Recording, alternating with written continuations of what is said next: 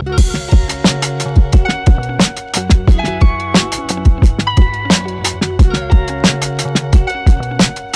my STEEZ, know what the fuck going on. Yes, Lord, bringing you round 18 review. The Gold Coast at People's First Stadium. Is that how you say it? Or is it First People's Stadium? People's First Stadium, I had it right first. Versus Collingwood Magpies, man. Coming into this game, I was thinking this game had the potential to be game of the round. Really just depend on what Gold Coast team really showed up this week. Gold Coast has had their patches of the season where they didn't look too great, but early on in the season they looked very good. So I feel like the team in general, they have the players and they have the players to really be competitive. But Collingwood is a whole different monster. They've been playing great all season. Only lost the one game to Geelong outside of opening round. So it's tough to beat them boys, man. The way that they are.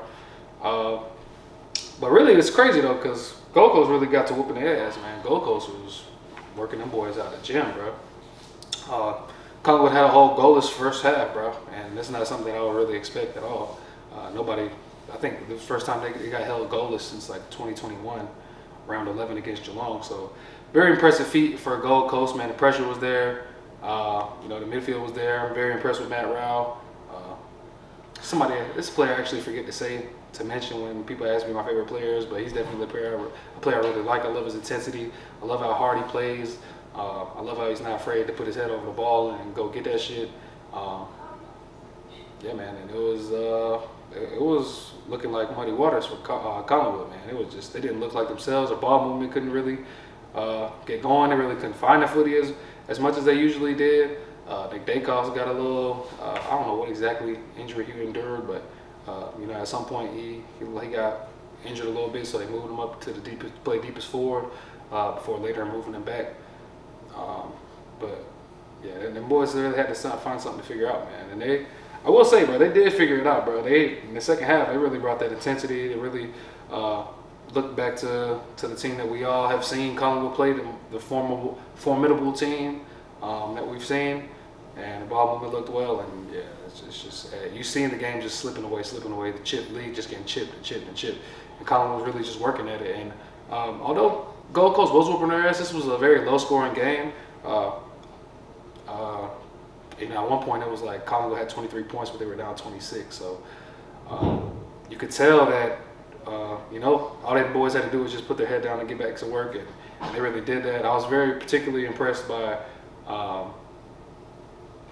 Josh Dacos' fourth quarter, bro. He had a monster fourth quarter, legacy fourth quarter, if you don't mind, to try and bring them boys back. They actually took the lead, in the fourth quarter, and Gold Coast actually wrestled it back, and they were able to seal the game in the end. It was a very tight contest, particularly in the second half.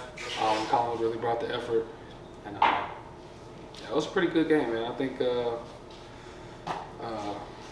some more I have to say about this game, bro. I don't think Alex Collins even played, which was a pretty big deal with them being out. But yeah, it was just, I think the midfield really played very good for Gold Coast. I was very impressed with them boys.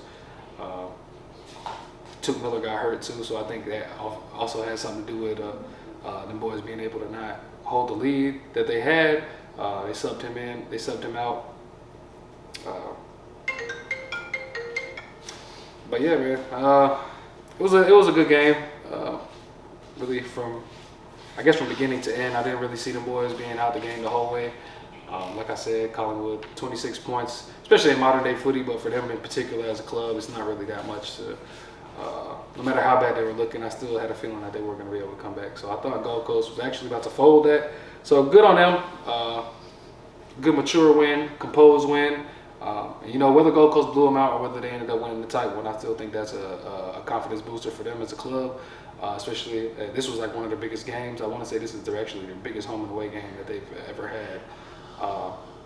So definitely a big win for them boys. And that's actually a funny stat that I seen, that no team has ever lost to Gold Coast and won the premiership. So all eyes will be on Collingwood here. But yeah, man, I really ain't got much else, man. You could just highlight some players like Rioli played very well. Like John Noble, Bodie Hewlin in the defense, he played pretty well. Obviously, Rylan Anderson played very well. Ben King got his 2 goals. Ethan Reed actually is a forward that I don't really give too much credit to either. I think he was impressive as well, man. But yeah, at the end of the day, just a bit too much, man. A bit too late of a start for Collingwood. You know, maybe a couple more minutes they could end up getting a job done. But you know, can't win them all. They're about due for a loss, and it is what it is, man. We'll see how they bounce back. I don't really think this loss is too bad for them. You know, sometimes you got to lose to be a little bit humbled or whatever the case is, and you know, got to get back to the drawing board, and you got to get brought back down to reality for a little bit. So that's what I got for that one, man. Like, comment, subscribe, all these YouTube shit, man. Super Saturday coming up. Got a whole slate of games coming up, 4 games, and a lot of them have finals implications, man. So we'll see how this ladder shifts after tonight. Yes, Lord.